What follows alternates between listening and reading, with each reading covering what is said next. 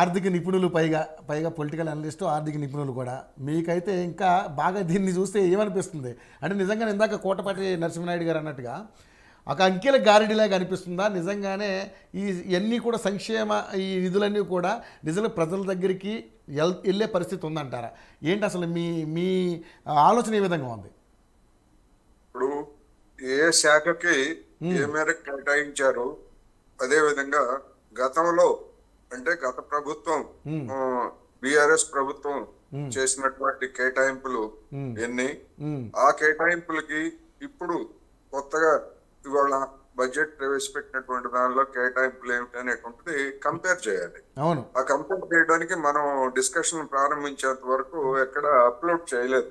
ఈ బడ్జెట్ పత్రాలను ఏవి కూడా అప్లోడ్ చేయలేదు.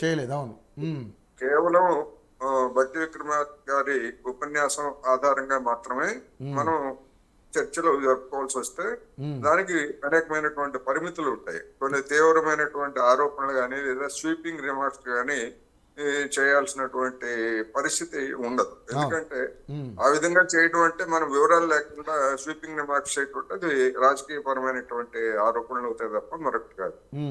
అయితే ఒకటి ఈ ధోరణులు అంటే ఆయన ఉపన్యాసంలో చెప్పినటువంటి ధోరణులు చూసినట్టుగా ఏవైతే ఎన్నికల సందర్భంగా కాంగ్రెస్ పార్టీ వాగ్దానాలు చేసిందో ఆ వాగ్దానాలకు సంబంధించి ఒక నిర్దిష్ట రూపం లేకపోయేట్లయితే కనీసం ఒక రోడ్ మ్యాప్ ఇస్తారు అనేటువంటిది బడ్జెట్ సందర్భంగా అనేక మంది భావించారు. కానీ అటువంటి నిర్దిష్టమైనటువంటి రూపం అనేటువంటిది సరే అంకెలు చూస్తే ఇప్పుడు 2,91,000 కోట్లు దేనికి కేటాయించారు, దేనికి అనేటువంటి ఉంటాయి, అంకెలన్నీ ఉంటాయి.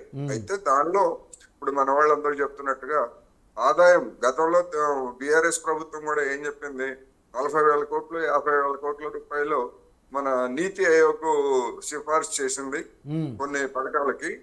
ఆ నిధులన్నీ కూడా వస్తాయని చెప్పేసి ప్రతి బడ్జెట్ లో ఆ నిధులన్నింటినీ కూడా చూపించేవాళ్ళు. చూపించి చివరిలో ఏం చేసేవాళ్ళు అంటే కేంద్ర ప్రభుత్వం నుంచి రావాల్సినటువంటి నిధులు రాలేదని చెప్పేసి మళ్ళీ కోత పెట్టేవాళ్ళు. ఈ బడ్జెట్ లో కూడా అలాంటిది ఏమైనా ఉన్నదా అనేటువంటిది మనం చూడాలి. చూడకుండా ఉన్నది అని కానీ లేదని కానీ మనం అందుకని అదే అవన్నీ కూడా బడ్జెట్ పత్రాలన్నీ కూడా చూసిన తర్వాత ఒకటి మాత్రం వాస్తవం, రజితారెడ్డి గారు చెప్పినట్టు డిమాండ్స్ ఉంటాయి, డిమాండ్స్ మీద చర్చలు జరుగుతాయి. ఆ చర్చల్లో బిఆర్ఎస్ ప్రతినిధులు పాల్గొంటారు, అందరూ పాల్గొంటారు. అది ఎన్ని రోజులు జరుగుతాయి, ఏ విధంగా జరుగుతాయి, అసలు సమావేశాలని చర్చలను జరగనిస్తారా లేదా అధికార పక్షం గాని ప్రతిపక్షాలు గాని, అది వేరే అంశం. అది మనం రేపు బడ్జెట్ మీద చర్చ ప్రారంభమైనప్పుడు మనకి మొదటి రోజే తెలుస్తుంది, మొదటి 2-3 రోజుల్లోనే తెలుస్తుంది. ఎక్కువ టైం కూడా లేదు. నేను అనుకుంటాం ఆగస్టు 2 వరకు అనే ఏదో అంటున్నారు. ఆగస్టు 2 వరకు అంటే 4 రోజులు 5 రోజులు. అంటే చర్చ అనేటువంటిది తూతు మంత్రంగా చేసేటువంటి పరిస్థితి కూడా కనిపిస్తా ఉంది. ఇది ప్రజాస్వామిక వ్యవస్థకు కానీ లేదా రాష్ట్ర ప్రజలకి పారదర్శకంగా చర్చ జరగాలి. ఎందుకు అంటే బడ్జెట్ సమావేశాలు అనేటువంటివి ఒక నెల రోజుల పాటు గతంలో జరిగేవి.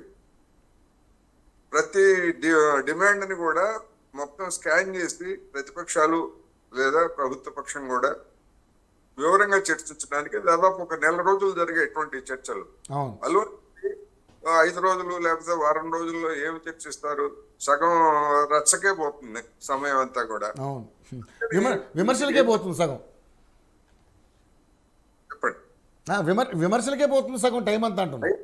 విమర్శలు కూడా కాదు, విమర్శలు అయితే అర్థం చేసుకోవచ్చు, అదేం తప్పు కాదు. విమర్శ చేయడం ప్రజాస్వామ్యం. రచ్చ ఒకళ్ళనొకళ్ళు మాట్లాడిపోవడం లేకపోయేట్లయితే వ్యక్తిగతమైనటువంటి దోషాలను ఇటువంటి కూడా మనం గతంలో చూసాం. ఇప్పుడు అలా జరుగుతుందని కాదు, కానీ జరిగేందుకు 99% అవకాశాలు ఉన్నాయనేది మనం ఈ సందర్భంగా చెప్పుకోవాలి.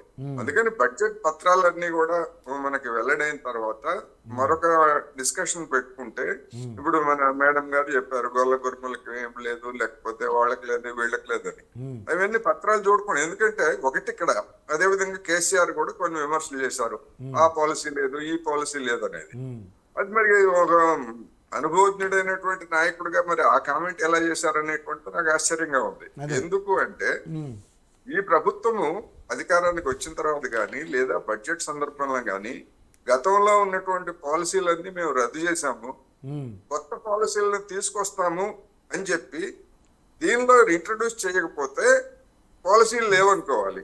లేనప్పుడు గతంలో ఉన్నటువంటి పాలసీలు కంటిన్యూ అవుతాయి. పాలసీలను రద్దు చేస్తున్నట్టు ఎక్కడ చెప్పలేదు కదా. గతంలో ఉన్నటువంటి ఐటీ పాలసీ కానీ లేదా మరొక పాలసీని కానీ ఇప్పుడు పక్కనే ఉన్నటువంటి ఆంధ్రప్రదేశ్ లో చర్చ జరుగుతా ఉంది. ఇసుక పాలసీ, గతంలో ఉన్నటువంటి ఇసుక పాలసీని మేము రద్దు చేసి తాత్కాలికంగా ఒక జీవో ఇచ్చి అంతిమంగా పాలసీని మేము తర్వాత పెడతామని చెప్పేసి చంద్రబాబు నాయుడు గారు శ్వేతపత్రం సందర్భంగా చెప్పారు. అదే విధంగా మన కేసీఆర్ గారు ప్రస్తావించినటువంటి పాలసీల గురించి రేవంత్ రెడ్డి గారు వాటిని గతంలో ఉన్నటువంటి వాటిని రద్దు చేస్తున్నామని కానీ లేదా మేము కొత్త పాలసీలు తీసుకొస్తున్నామని కానీ ఇంతవరకు ఎక్కడ చెప్పలేదు. దాని అర్థం ఏంటి? కొనసాగిస్తున్నారని, ఉన్నటువంటి పాలసీలని కొనసాగిస్తారు. దానిలో ఏమైనా మార్పులు చేర్పులు చేస్తారా లేదా అనేటువంటిది అది భవిష్యత్తులో చెప్పాల్సిందే తప్ప ఇప్పుడు ఆ పాలసీ లేదు ఈ పాలసీ లేదు అని అంటే దాని అర్థం అది సరైనటువంటి సమాచారం కాదు. అందుకని డెఫినెట్ గా చూసినప్పుడు కొన్ని పథకాల ప్రస్తావన కానీ లేకపోతే ఇప్పుడు దళిత బంధు గురించి ప్రస్తావన లేదన్నారు. ఎస్, నిజమే, అది దళిత బంధు గురించి చెప్పారు, మేము అంతకంటే ఎక్కువ ఇస్తామని చెప్పారు. మరి 12 లక్షల వరకు ఇస్తామన్నారు. 12 లక్షల వరకు ఇస్తా ఉన్నారు. మరి దాని గురించి ఎప్పుడు ఇస్తారు, ఎలా ఇస్తారు, ఏమి ఇస్తారు అనేటువంటి ఒకటి. అదే విధంగా మహిళలకు సాయం గురించి వాళ్ళని ఎట్లా గుర్తిస్తారు ఏమిటనేటువంటిది మరి 6 నెలల నుంచి కసరత్తు చేయాలి కదా.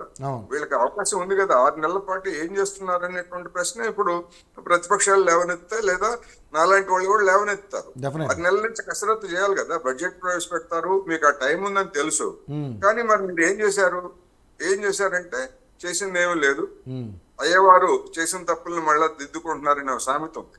ఆ విధంగా ఇంతవరకు అటువంటి కసరత్తు ఏమి చేయలేదు అంటే దాని అర్థం ఏంటంటే ఆర్థిక పరిస్థితి సజావుగా లేదు, వాటన్నింటికీ కేటాయింపులు జరగడానికి నిధులు లేవు. అందుకనే వివరణ పేరుతోటి లేకపోతే అభిప్రాయ సేకరణ పేరుతోటి కాలక్షేపం చేస్తున్నారు. ఇప్పుడు ఈ బడ్జెట్ లో మీరు కేటాయించకుండా ఇంకా ఈ సంవత్సరం మీరు అమలు జరిపేది ఏముండదు. వచ్చే ఏప్రిల్ వరకు వాటిని అమలు జరిపేటువంటిది స్పష్టం.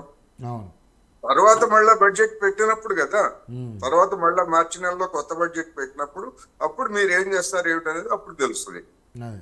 అంటే ఈ సంవత్సరం వరకు ఈ పథకాలు ఏవి కూడా అమలు కావు అనేటువంటిది దీనిలో మనకి పరోక్షంగా ఇచ్చినటువంటి సందేశం. దీని మీద అసెంబ్లీలో చర్చ జరుగుతుంది.